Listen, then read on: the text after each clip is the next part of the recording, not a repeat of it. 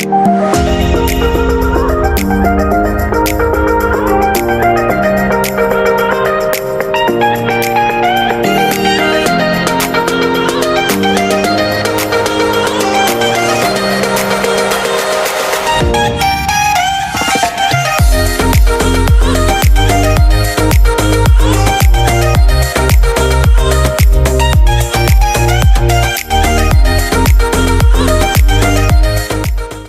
kabalaybay, update tayo. Yan po ay naulit ko sa una kong video na ipakikita ko sa inyo yung pagpunla ng ampalaya. So eto na po, panoodin nyo kung paano namin ito pinunla at bibigyan ko kayo ng konting idea para sa inyong pagtatanim ay maging successful kayo.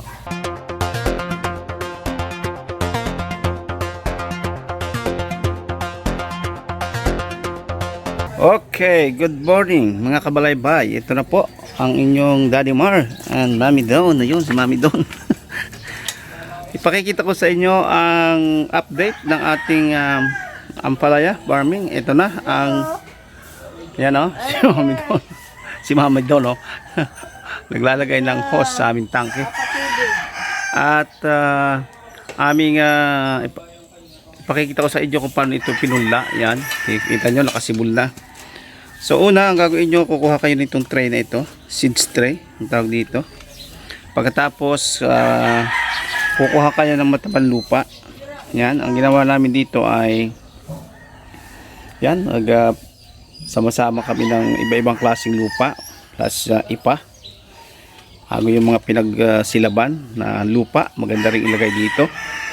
Tapos, yung mga nabulok na basura, o kaya animal manure, inyo rin ilalahukan. Pagkatapos pipinuhin nyo ng pinong-pino, pagkatapos saka nyo lalagyan sila. Yan, lalagyan ng bawat ang tray na ito. At pagkatapos bibili kayo ng ampalaya seeds at mabibili yan sa mga agricultural store. At yan, pagka nalagyan nyo ng lupa ito, isa-isa, yung ampalaya seeds ibababad muna nyo sa tubig ng magdamag, balot sa tela. Yan, babalutin nyo yung basang tela. Pagkatapos magbabasa kayo ng tela, babalutin nyo din yung seeds ng 24 hours. After 24 hours, ihanda na nyo itong tray na may lupa, na matabang lupa. Tapos ilalagyan nyo ng bawat butas, lalagyan ng isang seeds. Yan, kita nyo, hindi sila sabay-sabay pumuputok, pero yan, ito hindi sabay-sabay, yan o. Pero darating yan sa ganito.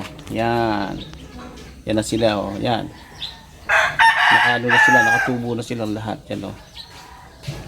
At ito ay, ang iba naman ay late. Yan o, ngayon pa lang sila nagsisiputok, tumutubo. Yan o. So hihintay namin ang pagtubo nilang lahat. Pagkatapos yan ay aming itatanim doon sa ampalaya farm pagkatapos na sila ay tumubo na lahat. So yan, naghihintay lang kami ng lahat sila ay tumubo para sila ay maitanim na doon sa farm.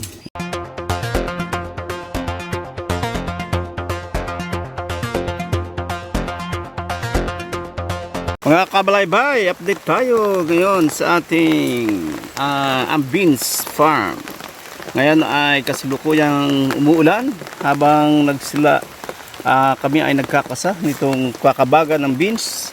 At ipakikita namin sa inyo ni Eros. Yan. Pakita namin ni Eros ang aming ampalayahan. Yan. At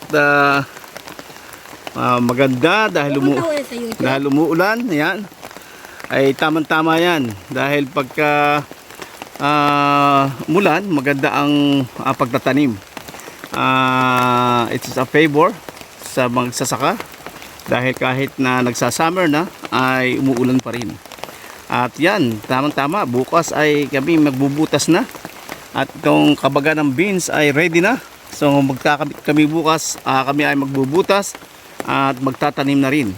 Dahil maganda ang patak ng ulan. Yan. Okay, panuodin natin sila. Tingnan nyo sila na nagkakasad itong pagkakabagan ng beans. At almost finished na. So sige, panuodin nyo. Yan. Mga kabalaybay, halos tapos na. At ganyan ang pagkakasa ng kakabagan ng beans. Kita nyo ang difference yan, no?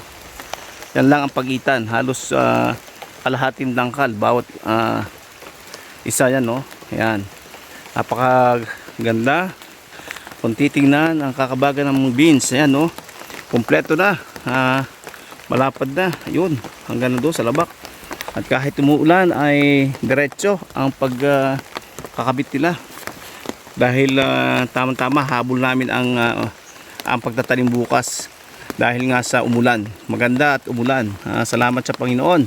At umulan yun naman ang aming lagi kong dalangin na nawa ay sa aming pagtanim ay umulan at ang aming itatanim na beans ay madaling sisibol. At sinabi naman ng Panginoon, basta tayo ang nagtatanim, ang Diyos ang magpapatubo, siya ang magpapabunga at siya ang magbibigay ng biyaya sa atin. Kaya yan, nasa tao ang gawa, nasa Diyos ang awa. Yun, diba? At yan, habang kami ay mayroong dampa dito, yan, oh. May dampa kami rin, oh, yan. Habang umuulan ay maganda pala lagyan ng dahon ng saging ang dampa, pinakasilungan. At yun, may bata ron, no? Sino kaya itong batang ito nakatalikod? Yan ang si Eros. Harap naman, Eros. At sabay kanta. Ay siya, ayaw na mahumarap sa camera. Ayan, habang ang Mount Masalukot ay tinatakluban ng ulap. Ayan, bumaba na naman ang ulap sa Mount Masalukot at dito sa aming lugar. Napaka ganda ng kleba sa lugar na ito. Sapagkat kapag umuulan, ang ulap ay humahalik sa lupa. Ayan. Kita nyo, ang ulap ay bumababa. Ayan. At nakikita nyo na ito rin ay inaararo na, no? Ang kapatagan ay inaararo na nila para mas maganda at maganda rin ito sa pag-aararo ang ulan na ito. At ito ay magpapalambot ng lupa. Ayan. At ito yung pinaararo ko para lang mabaligtad ang lupa, para sila ay makasingaw. Kasi matagal na panahon na ito hindi na nasasaka. At yan, kaya aking ipinaararo. Kahit na medyo mahal ang bayad sa araro, ay pinaararo ko to para lang ang lupa ay makahinga. Kumbaga, pag nabaligtad siya, sisingaw siya, at pag tinamnan mo ay mas maganda ang sibol ng mga itatanim. Kaya ang lahat naman ay aking pinakakatiwala sa Panginoon. Basta gagawin ko ang parte ko, at ako'y naniniwala at nananampalataya sa Panginoon na siya ang magpapasibol, siya ang magpapabunga, at siya ang magpapabunga ng lahat ng ito. Kaya kahit summer, I believe na ang Panginoon ang patuloy na magpapabunga, mag-aalaga, kami ang mag-aalaga at pabubungahin at patutubuin ng Panginoon. Yan. Almost done ang beans farm. At yung sa kabila, yung ampalaya, so to be follow. At yung ating ampalaya, nakita nyo yung binhi sa unang video. Nakita nyo ang ampalaya ay nakasibol na. Yan. At yun ay itatanim namin doon sa kabila. Bukas, makikita nyo kung paano kami magbutas ng tatam na ng beans. Yan, nakita nyo, ready na ang taniman ng beans. Yan, oh, kita nyo. Finish na yan. Oh. Nandito na yung kabagan, ito maliliit, oh. Ito. Yan, oh. Yan. Kita nyo, para siyang gitara. Yan. Yun. At ready na sa ating beans farm. Yan. Almost done. Almost done. Praise God. Yan. Kita nyo, kahit naulan ay sayi ang aming mga manggagawa. para lang ito ay matapos. Yan, kita nyo naman, napakalawak ng beans farm na ito. Yan.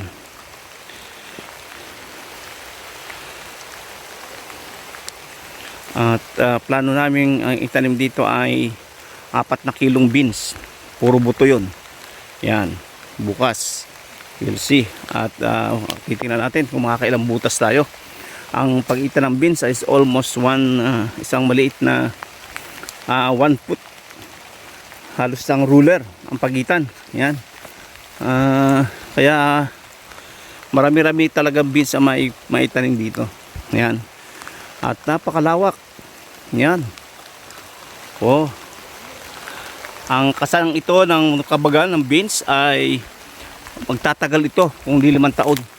Kaya sa una lang talaga medyo magastos kasi nga talagang ito medyo mahal to, itong mga pang ikinakasang to. Itong mga ang tawag dito tulda. Ito yung pinagtabasan ng tulda to. To. Pinagtabasan yan, yung mga gilid ng tulda yan. Pagkatapos binibili namin yan sa pabrika. At yan ganitong kalalapad lang, mga minsan 2 inch, sometimes 1 inch. Pagkatapos aming lulubidin. Yan. At pag nalubid siya, ganito siya, ang matibay siya. Doon sa vlogs ko na part 9, makikita niyo doon kung paano ito nilulubid. Kaya balikan niyo lang yung mga vlogs namin na nauna from part 1 doon sa Talibubu Farm.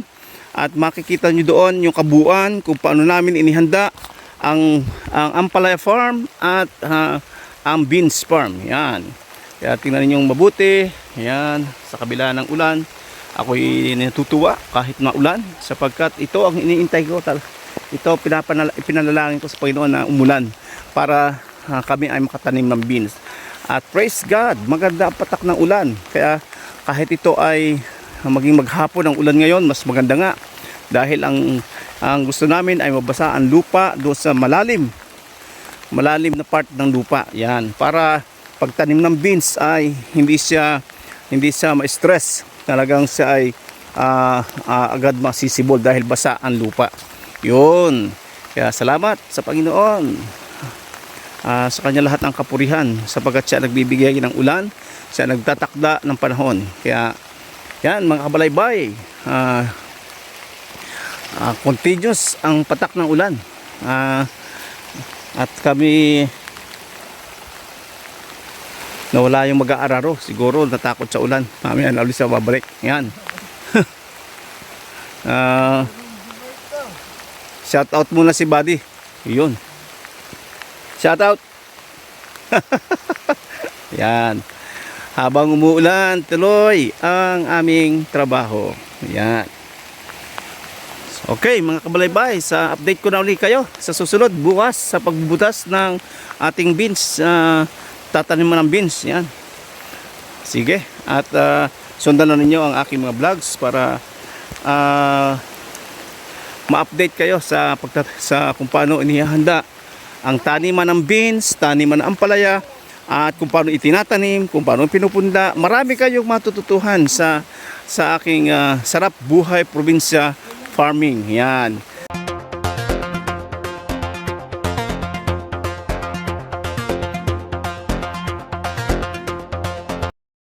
Model. Mr. Gabi. Model na ka rin. Yan. Kaya mo umahon ng iPad? Opo. Yan o. Ang gagayak. Doon. O, sayang muna Eros. FC, ay nako. Hindi tayo magti-trending yan eh. Yan.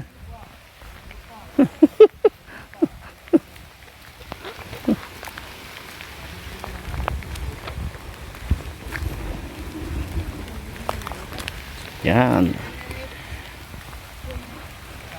Finishing na para sa ating balag ng beans. Yan. Huwag mo connect, hindi ko maibuhaw. Allah. Yan si Eros. Sayaw muna, sayaw. Mga Sayaw. salaw si Ero. Sayaw. ayaw, Lagi ng kabukabuntot din sa aming kare. ayaw din naman pa huli sa camera eh. Papa, Yan. suot yung damit mo. Doon mo ka pinapasayan. Wala, nagpapakabasa lang naman na rin eh. Ipabalpulong. Ito ang bagong sombrero. Hello. Yan ang paggagayak ng kabagan ng kailangan ganito ang distansya. Yan o. Sa beans. Kaya matrabaho talaga ito. Yan. Bukas po may tanim na rin. Ayun. Ganyan ang distance ng sa beans. Kabagan ng beans. Almost Vloggers, ang lamig.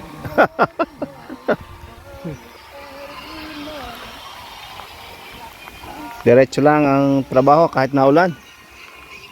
Mga ka-vlogs. Naku, baka tayo may background.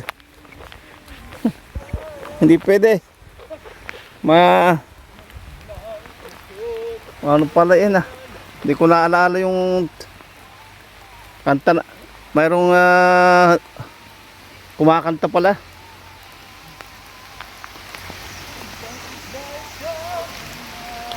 Doon.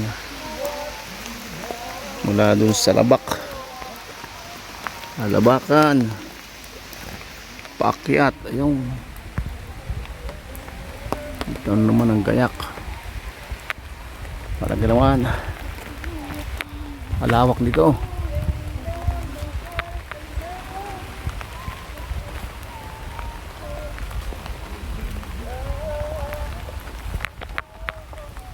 Pag ito'y mamumunga, may ilang kayang tinulada may ano nito? Hindi ko lang wala kay Kuya Kalaw. Kuya Kalaw yung ano eh. Expert. Ang natanin ng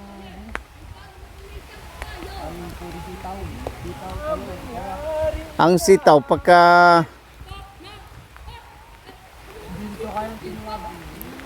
hindi kaya pag sa titaw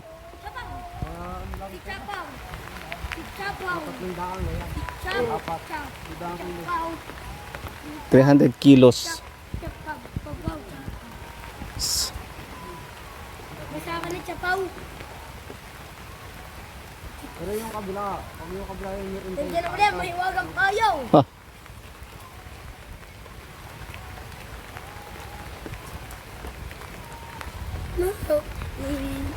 Yan. Yan si Eros. May payong. Ang payong niya ay dahon ng gabi.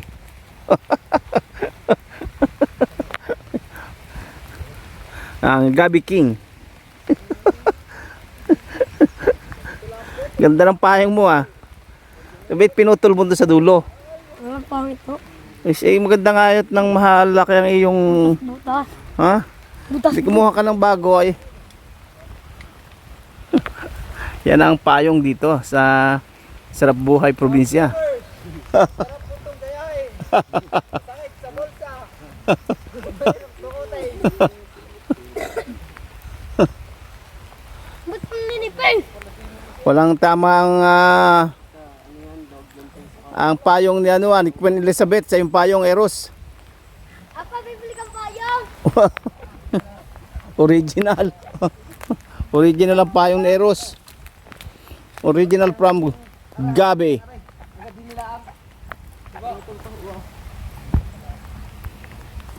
Paakyat. Paakyat. Yan, paakyat. Papunta roon. Doon. Yan. Pababa doon. Yan.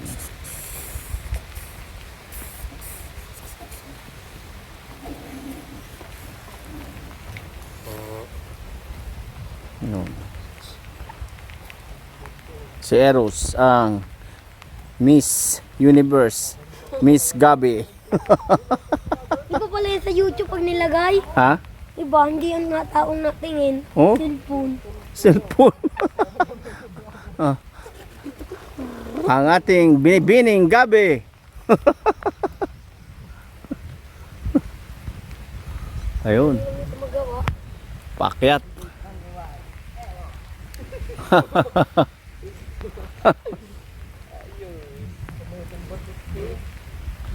Napasaalam ka na, Papa?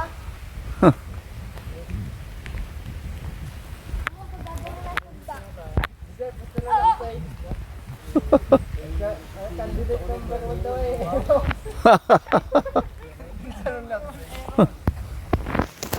Pasalawin ng tutan. Candidate number 1. Mrs. Eros. Miss Eros. Pambato ng Miss Talibubo.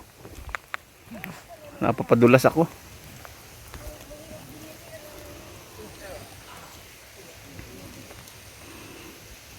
Yun. Bukas tong banagras na ito ay bubumbahin para mamatay. Pero kailangan yata pag binumbaya mainit.